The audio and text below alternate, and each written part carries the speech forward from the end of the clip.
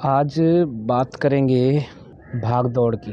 जीव की जो भाग दौड़ लगी हुई है, कुत्ता, बिल्ली, पशु, पक्षी, मनुष्य, जो भी कुछ लिविंग हमें इस जगत में दिखाई दे रहा है, उसकी एक भाग दौड़ लगी हुई है। उसकी भाग दौड़ किस चीज़ में लगी हुई है? कुछ पाने की।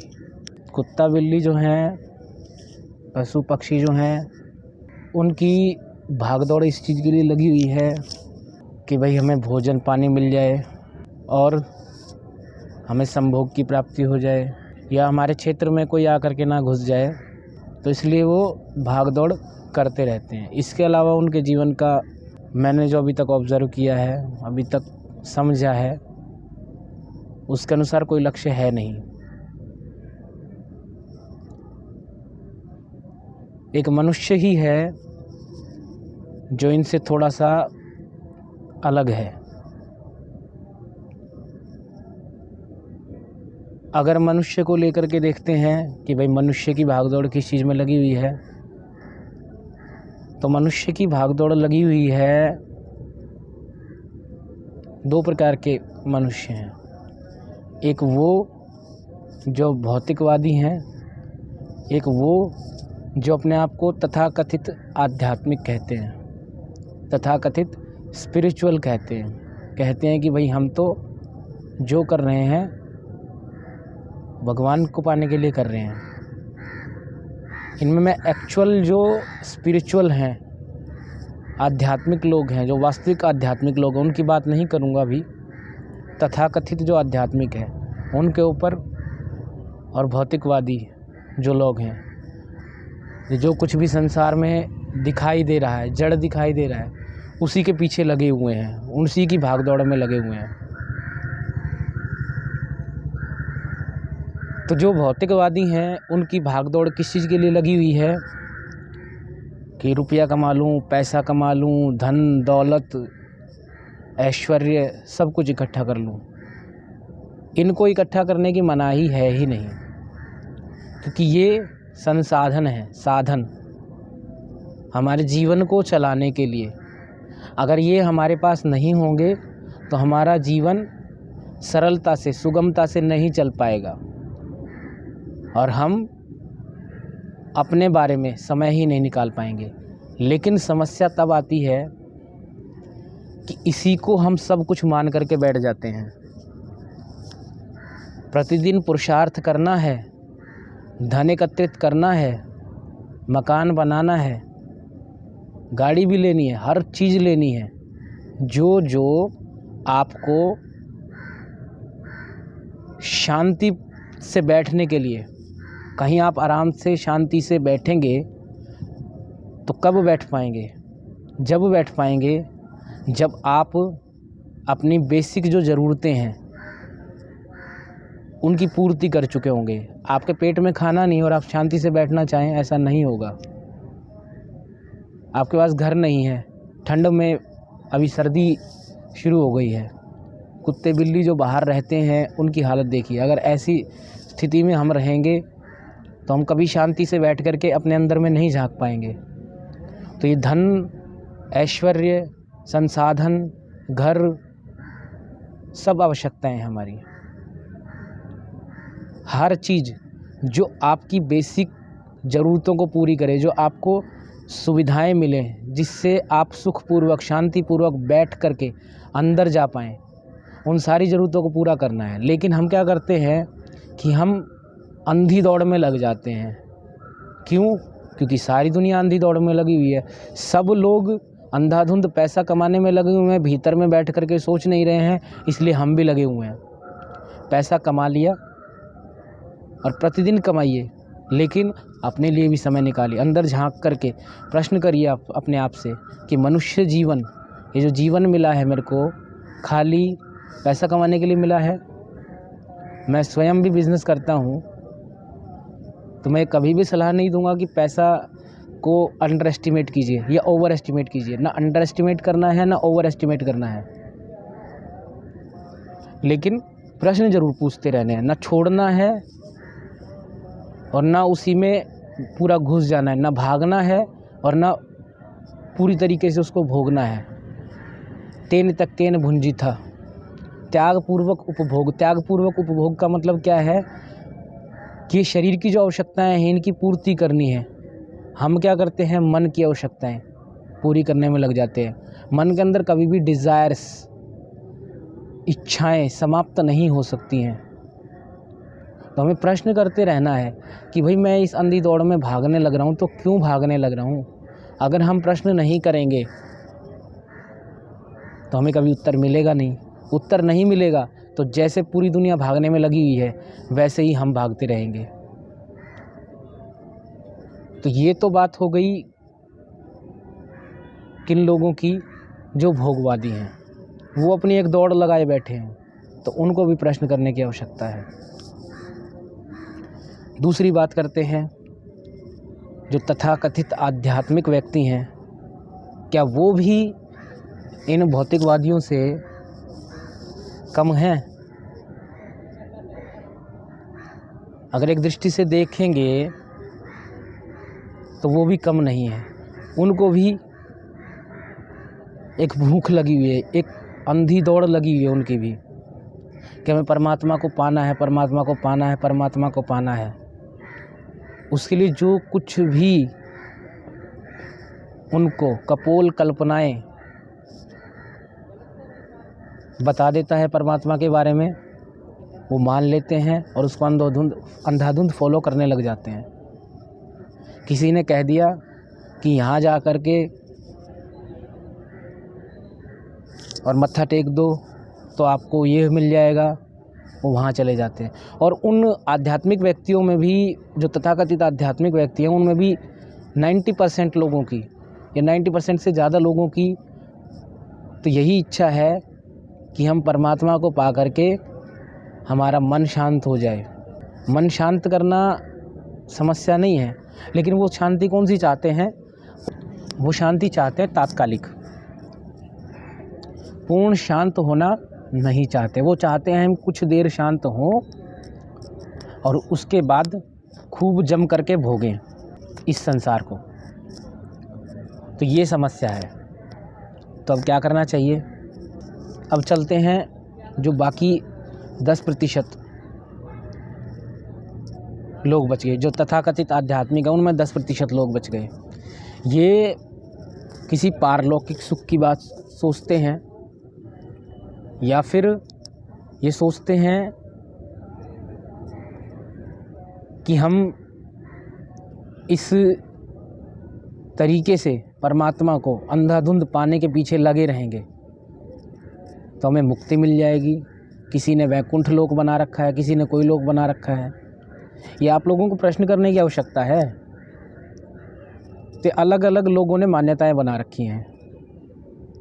किसी पुस्तक में लिख दिया कि ये लोक है, किसी ने लिख दिया ये लोक है, किसी ने कहीं लिख दिया मोक्ष को, किसी ने मुक्ति को कहीं लिख दिया, किसी ने बोल दिया आपको स्वर्ग यहाँ मिलेगा। तो अब ध्यान देने की ज़रूरत ये है कि ये सब कहाँ से बातें आई। ये सब बातें आई हमारे मन के द्वारा। पुस्तक लिखी है किसी ने, कुछ मन में सोचा, एक्चुअल रियलिटी क्या है, एक्चुअल रियलिटी पर तो ध्यान नहीं दिया ना। एक्चुअल रियलिटी तक हम कब पहुंच पाते हैं? एक्चुअल रियलिटी तक हम तब पहुंच पाएंगे जब सारी की सारे फॉल्स चीज़ें हैं, जो गलत चीज़ें हैं, जो मिथ्या धारणाएं हैं, उनको हटाते चले जाएंगे, हटाते चले जाएंगे, हटाते चले जाएंगे। हम क्या कर रहे हैं? जमा करने का काम कर रहे हैं, इकट्ठा करने का काम कर रहे हैं। कहीं से कुछ धारणा बना ली, कहीं से कुछ धारणा बना ली, जबकि ये सारी धारणाएं, किसी ने बोल दिया कि परमात्मा ऐसा है, किसी ने बोल दिया ऐसा है, किसी ने बोल दिया ऐसा है, किसी ने बोल दिया ऐसा है, लेकिन हमने क्या किया? सारी धारणाओं को मिक्सअप कर दिया। अब मन के ऊपर इतना बोझ बना लिया, अब हम कंफ्यूज्ड हैं। तो पहले क्या करना है? पहले जो एक मान्यता है आपके परमात्मा की, आपने जो मान रखा है कि एक परमात्मा ऐसा है मेरा, तो उसको क्वेश्चन करना है, उसको प्रश्न करना है कि क्या परमात्मा ऐसा हो सकता है। इस तरीके से जब आप प्रश्न करने लगेंगे तो वो चीज़ हट जाएगी। धारणा को और बढ़ाना नहीं है, धारणाओं को और बढ़ाते जाएंगे तो मन पर और ज़्यादा बोझ पड़ता जाएगा। जो धारणाएं बन गई हैं उनको हटाना है। जब धारणाएं हटती जाएंगी, हटती जाएंगी, हटती जाएंगी, तो धीरे धीरे हम सत्य के करीब पहुंचते चले जाएंगे। तो हमारा लक्ष्य परमात्मा को, एक मेरी दृष्टि से बता रहा हूँ, जो मैं समझ पाया हूँ, जिससे मेरे भीतर में काफ़ी समझ पैदा हुई। मैं ये नहीं कहूँगा कि मेरे को पूर्ण ज्ञान हो गया, लेकिन बहुत समझ बढ़ी है, हर दिन बढ़ती जा रही है और अंदर शांति भी आती जा रही है। बाहर का जो इन्वायरमेंट है, चाहे लोगों के द्वारा, चाहे मान्यताओं के द्वारा, किसी भी कारण से जो बाहर का इन्वायरमेंट है वो बहुत कम असर करने लग गया। क्यों? क्योंकि धारणाओं को तोड़ते जा रहे हैं। सत्य वहीं का वहीं है, सत्य अपनी जगह प्रतिष्ठित है, परमात्मा सत्य है, सत्य अपनी जगह पर है, लेकिन हमने जो मान्यताएं बना रखी हैं उन मान्यताओं को तोड़ना पड़ेगा। तो ये भौतिकवादी जो लगे हुए हैं, ये भी एक दौड़ के पीछे करके अपने सांसारिक जीवन में चीज़ों को संग्रह करने में लगे हुए हैं और मन के अंदर में भी उन चीज़ों का संग्रह कर लिया है और अंदर डिज़ायर्स ख़त्म नहीं हो रही हैं, इच्छाएं ख़त्म नहीं हो रही हैं। इसी तरीके से जो तथाकथित आध्यात्मिक लोग हैं वो भी एक दौड़ में लगे हुए हैं, परमात्मा को पाना है, परमात्मा को पाना है। वो अपने मन के अंदर में बहुत सारा कचरा इकट्ठा करते जा रहे हैं, जबकि करना क्या है? करना ये है कि जो कचरा अंदर में जमा हो गया है, बचपन में हमारे दिमाग में कचरा नहीं था, हम बिल्कुल शांत थे, लेकिन हमारे पास चिंतन मनन नहीं कर सकते थे।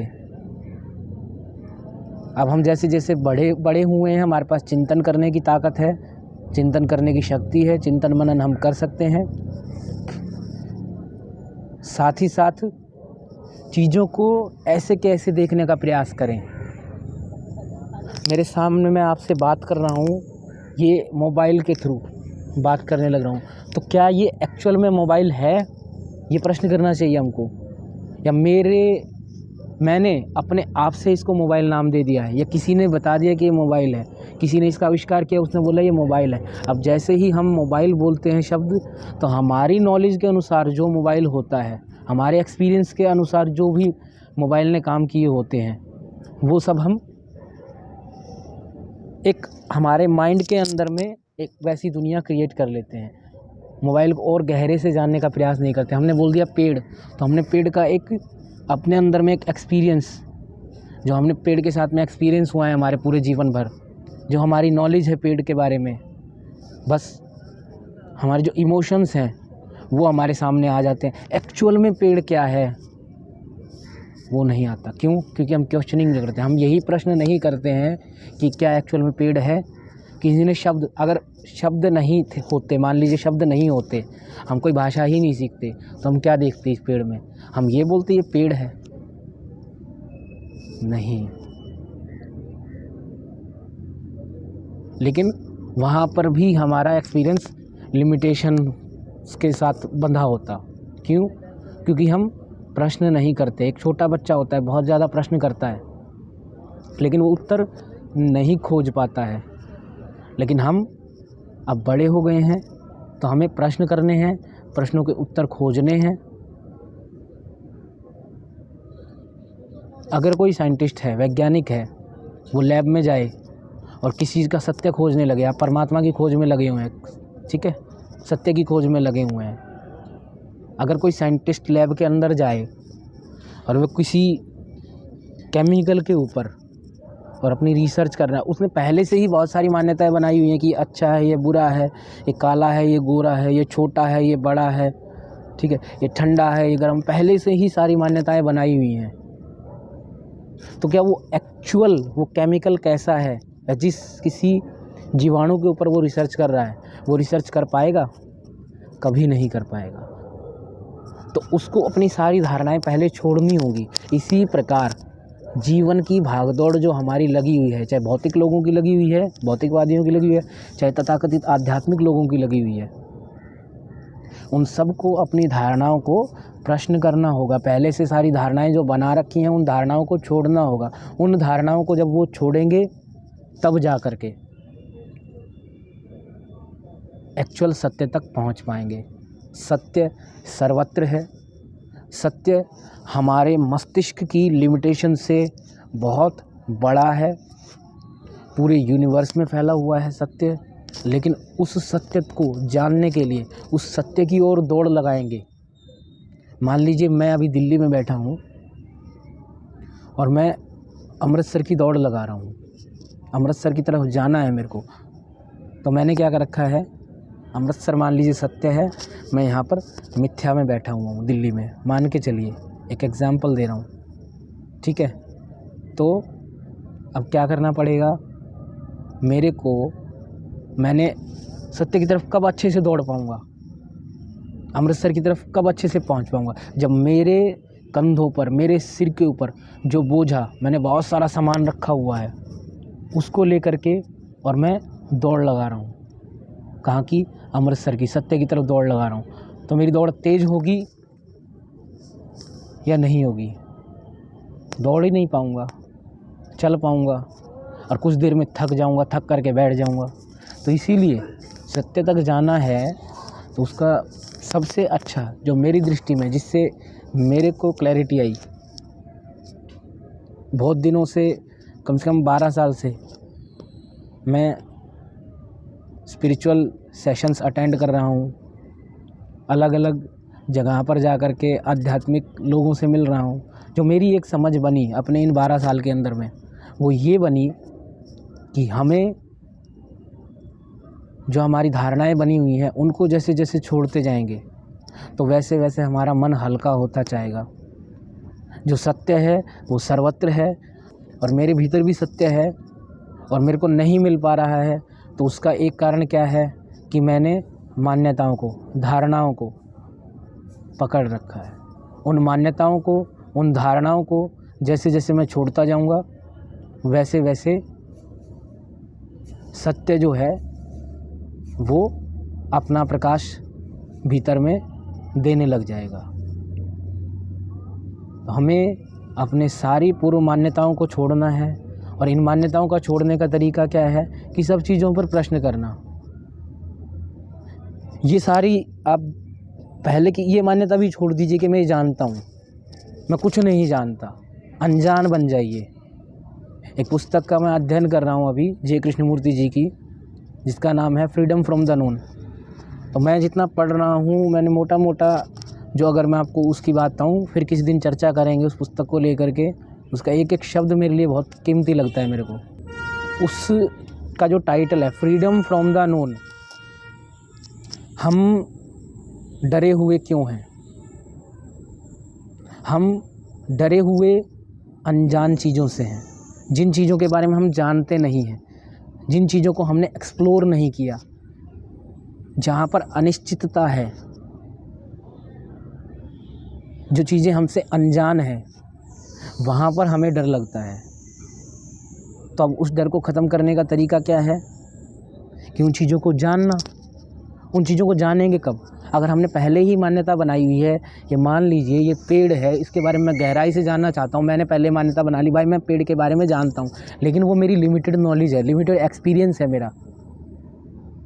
अगर मैंने पहले से ही ये मान्यता बना ली कि मैं पेड़ के बारे में जानता हूँ, तो मैं उसके बारे में रिसर्च कैसे कर पाऊँगा, उसको गहराई से कैसे जान पाऊँगा, उसके बारे में नॉलेज कैसे इकट्ठा कर पाऊँगा। तो उस पुस्तक का जो टाइटल मेरे को बहुत अच्छा लगा, बहुत प्यारा लगा, फ्रीडम फ्रॉम द नोन, जो जानते हो उससे मुक्त हो जाओ और असीम संभावनाओं से युक्त हो जाओ। अगर जीवन में इनफाइनाइट पॉसिबिलिटीज़ की ओर जाना है, असीम संभावनाओं की ओर जाना है, अनंतता की ओर जाना है, सत्य की ओर जाना है, तो जान रहे हैं ना जो कुछ भी, उससे मुक्त हो जाइए। बिल्कुल बच्चे की तरह अनजान बन जाइए। सबसे प्रश्न कीजिए। और प्रश्न किस लिए करना है? प्रश्न इसलिए नहीं करना है कि सामने वाले को हमें गलत साबित करना है, नहीं। एक्चुअल में खाली बुद्धि के स्तर पर नहीं, एक्चुअल में अंदर से आपके जानने की इच्छा होनी चाहिए। अंदर से जानने की इच्छा होगी तो धीरे धीरे आपको स्पष्टता आती चली जाएगी, चीज़ें और खुल करके सामने आती जाएंगी, जैसे जैसे प्रश्न करते जाएंगे, जैसे जैसे प्रश्न करते जाएंगे। तो आज हमें यहीं पर विराम लेना पड़ेगा। अब फिर किसी दिन आपके साथ बैठ करके चर्चा करेंगे। तो मिलते हैं फिर अगले किसी पॉडकास्ट में।